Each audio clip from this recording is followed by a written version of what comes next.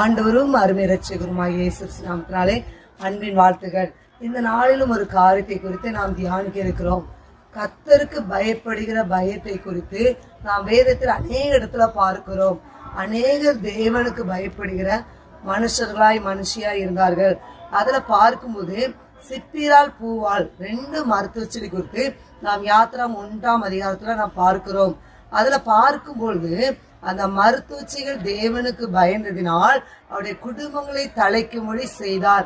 அது மாத்திரமல்ல, அது நிமித்தம் அந்த மருத்துவச்சிகளுக்கு தேவன் நன்மை செய்தார் என்று சொல்லி வேதத்துல வாசிக்கிறோம்.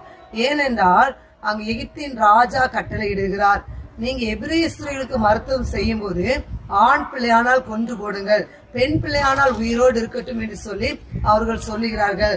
ஆனா அங்கு பார்க்கும் பொழுது அவர்கள் அந்த எகிப்தின் ராஜாவுக்கு பயப்படாதபடிக்கு அவர்கள் கர்த்தருக்கு பயந்ததுனால எல்லா ஆண் பிள்ளைகளையும் உயிரோடு காப்பாற்றினார்கள். இதனால் தேவன் அந்த மருத்துவச்சிகளுக்கு நன்மை செய்தார். அது மாத்திரமல்ல, அந்த குடும்பங்களை தலைக்கும்படி செய்தார். அன்பு தேவனுடைய பிள்ளைகளே, நாம் எல்லா விதத்திலும் சரி, நாம் மனுஷனுக்கு பயப்படாதபடிக்கு நாம் கர்த்தருக்கு நாம் பயப்படும் போது நம்முடைய குடும்பங்களை அவர் தலைக்கும்படி செய்வார். அது மாத்திரமல்ல, நம்முடைய குடும்பங்களில் நன்மையான காரியங்களை செய்வார். ஏனென்றால் வேதத்துல வாசிக்கிறோம், மனுஷனுக்கு பயப்படும் பயம் கண்ணியை வருவிக்கும் என்று சொல்லி. அதனால் நாம் எப்படியாக நாம் கர்த்தருக்கு பயப்படுகிற பிள்ளைகளாய் நாம் வாழும் போது கர்த்தர் நமக்கு நன்மையானதை செய்வார்.